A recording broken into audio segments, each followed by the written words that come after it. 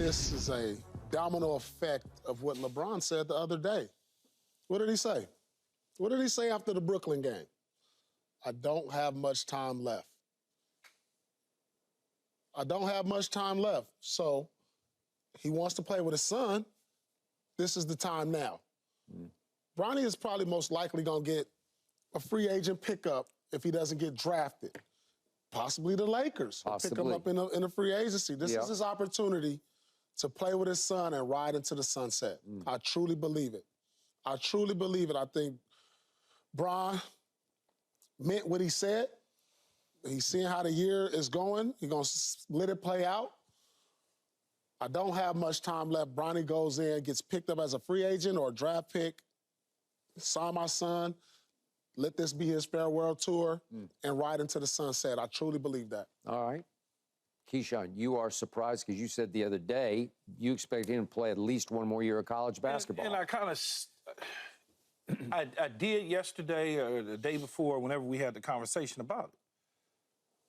I don't think, well, I think it's two parts here. He's going to declare, but he's still waiting to find out what the portal's about. Correct. Okay, if the portal comes to fruition, there won't be any NBA draft for him this year. And what I mean by that is if the right school in the right situation. And this is not about money. This is about situation. It's not about the money. Yeah. It's the right situation. If the right situation comes up, whether it's UC Santa Barbara, whatever, San Diego State, whatever it is, the right situation comes up. You threw out Pepperdine. I just said Pepperdine just because I was thinking it's the local school. Yep. The right situation comes up, he'll take that. From an NBA standpoint, whether it's this year, next year, the year after, he's going to get drafted. He's going to get drafted. Now, does that mean he's going to be in a lottery pick? No. It just means he's going to get drafted. There are NBA teams, as you know, Paul, they draft second-rounders that never play. Stay in Europe. They never play. They draft them and never play. So for the Lakers or any team out there that has a clutch itch to burn a second-rounder on Bronny James, they'll do it. Okay? It ain't just about, it's about LeBron wanting to play with his son.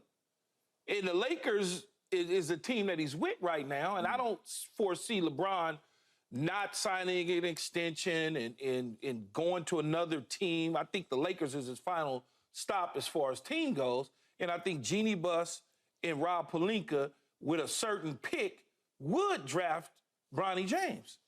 Okay, I believe that wholeheartedly, because they're not only doing it for LeBron, they also doing it for future relationships that they gotta have to stay competitive. And that future relationship basically is an enforcement in the NBA. He's a force to be reckoned with, and that's clutch. And that's Rich Paul. Okay. Okay? And Anthony Davis on that team is one of his clients. Yeah. And then amongst other people across the NBA, you want to get to Darius Garland in the future, you might want to take a look at this. I mean, that's just a political thing. In the NBA, you going through the NBA circles, unlike the NFL, the NBA circles, we play. Okay. We play ball. You want to play ball? We play ball. NFL, they don't play ball like that. Those old school wizard dudes, they don't want to hear all that. In the NBA, which is a player-driven league, if I want my guy with me, Paul Pierce, Paul says to the Boston Celtics in our heyday, hey, man, I need y'all to make Keyshawn the 11th man. He ain't never coming off the bench. They say, okay, Paul, it's not going to cost us anything. Check Yannick's box in Milwaukee right now. I mean, we can go on and on and on if we really want to dive into it. You're talking about brother? Check box. Yeah. Okay. Okay, that's all I'm saying. That's what happens in the NBA. Yeah. So he's going to get drafted. I wanted him to stay in college to continue develop his skills because I want him to get a fair shot because I think he can play in the NBA if he just continues to develop. Well, one, two things can happen. He can get drafted or he can enter his name and then he can be picked up as a free agent. You know, that's probably going to be the easiest route if the Lakers have or don't have a second-round pick, you can just say, all right, we'll just sign you. We'll have Well, they can do that too. We have an open roster spot. That's Yeah, like they can do that. Yeah. But he gonna be on the NBA team if he decides Well, he's to going go to be to on the the NBA. Lakers. He's going to be on the Lakers. Yeah. Agreed. He's going to be on Yeah, the the Lakers. Lakers. There's nothing else. I'm going to double down on what I said from the start.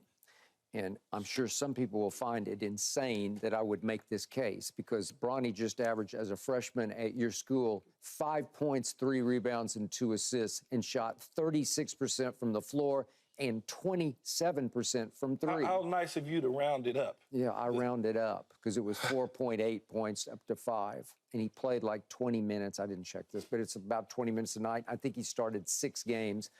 And they had, for them, a disastrous season because they went 15-18, and your coach Infield is now at SMU. I feel like we was preseason top 10. Oh, easy.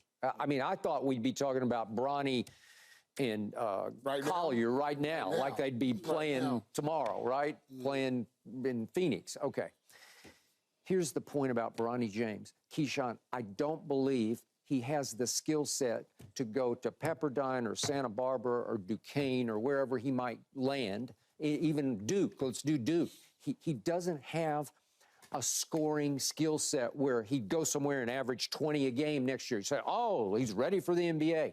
I believe he's ready for the NBA right now because he's a very unique player.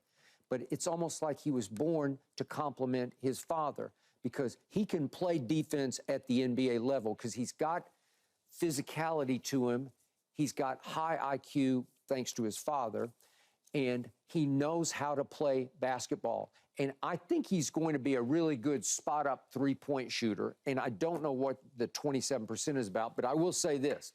Just remember, he missed the first 8 games of the year because he had a heart condition, and it was serious business, and God bless him. I think he's okay, and it seemed like he came back and bounced back, but he never quite got in the flow and got his legs underneath him because that was a shocker that he went through, and then the team fell apart, and it never clicked. So he was in the wrong place at the wrong time.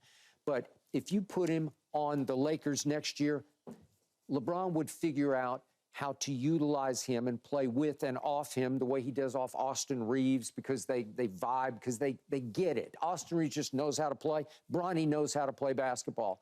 He can defend at an NBA level.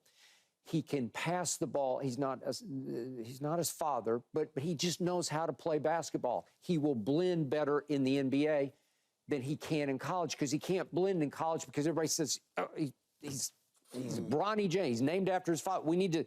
Where's 20 a night, 30 a night? Where are you? Player he is. He's not. That's not what he is. He is a complementary player. It's almost like he was born to play with and off his father, as opposed to play star for USC. So I would feel for him. I'd feel sorry for him if he went to another college and tried to show us, oh, I can score 32 a game at Pepperdine or wherever. It's not what he's meant to do. And I'm with you. The clock is ticking on his father, although his father looks sensational. He looks like he's 39 going on 29. And I keep telling Keyshawn, could LeBron play 5 more years if he wanted to? It looks like he could. If he wanted to. I just don't know because your fire can go out like Keyshawn's did. Both of you. You just finally get tired of it. The preparation, the sacrifice, the travel. It's hard. And I don't know if LeBron wants to go through it for 5 more years, but a couple of years playing with his son, and again, he's got a second son, but that would take 2 more years. Now, that seems a little bit far-fetched.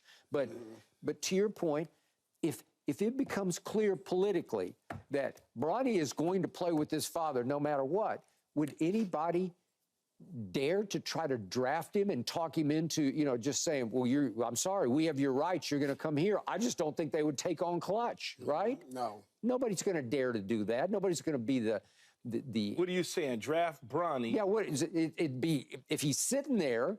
What if the Lakers just say, we'll just sign him as a free agent? Right. What if Rich Paul and LeBron make it clear to the NBA he's coming to LA whether you like it or not? Right. Don't stand in our way. Don't try to stop us. Or would somebody say, hey, I'm sorry, we have a draft pick here, and maybe it's the 3rd pick in the second round. We're going to take him. I don't think anybody will get in the way of such a thing. I don't think that'll be the case. No. I mean, would somebody say, we'll take him and then we'll try to talk LeBron into coming here? No, this is signed, sealed, and delivered already. Hey, it is because Yeah, it's probably signed, sealed, delivered. It's probably signed, signed, sealed, sealed, and because- delivered. Which I'm okay with. I'm fine with that. the single most powerful entity in the NBA is Clutch Sports, Absolutely. right? It just is. I mean, People don't want to. People. You don't want to get in the way. Look, you don't want to get in the way of that. They have too much control over, having different players. And, Yeah, you don't want to do that. like if you're a GM and you like a certain player under Clutch becomes a free agent, you don't want to have a bad relationship with them. That's how the NBA works with all the agencies. Man, let me tell you something. Speaking of that, there was little birdie was on my shoulder once upon a time, and when the Anthony Davis situation was going down in New Orleans early on, the general manager tried to go behind somebody's back to send information to Anthony Davis. The general manager eventually got fired, and Anthony Davis wound up getting traded where he wanted to go. you're talking about the GM in New Orleans. Yeah. Yeah, because I remember this. Because he decided he didn't want to hear any of the other stuff, and he was going to do it his way. I remember Well, in this. the end, Anthony Davis won out. The GM got fired, and AD wound up being in L.A. because he tried to go around what they told him don't do. Hey, man, don't go to the client and say this. Just do the deal. And Right. wind up being on the streets now. So you don't want to alienate certain people that got a certain power in an industry, and they got their clout, especially if you want to fill up your roster with some players that help you win a championship. All right. And then we did see the video the other night, whenever it was, at the game of Jeanie Buss and LeBron, and they seemed very comfortable with each other. And I'd never seen them out in public like that. I'm not suggesting anything untoward, but you could just see how close they are. They're really close. I didn't know for sure about that. Well, that shows me Jeannie's going to do everything in her power to keep LeBron happy for the next couple of years. He's obviously the face of the franchise, the biggest drawing card to this moment in the sport. So if LeBron says, I just need my son here, I don't think Jeanie or Rob Pelinka are going to do anything to. Again, like I said, teams in the NBA draft players all the time, and they never even play for those teams. They just draft them. They burn. It's a ton of European players that teams have burned second-round picks on, and the guys have never left Europe to come play for them. So for the Lakers to take a second-round pick and draft Bronny James or whatever the case is, then yeah.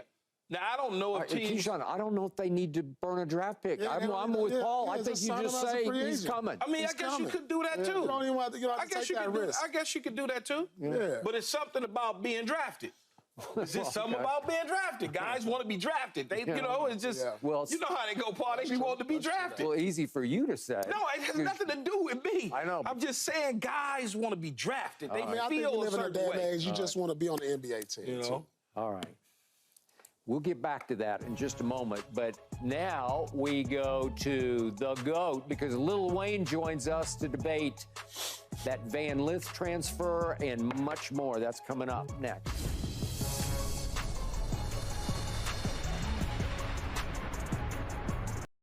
Thanks for watching, Undisputed fans. Do you want more highlights from the show? Make sure to click that subscribe button for all the exclusive content from Undisputed.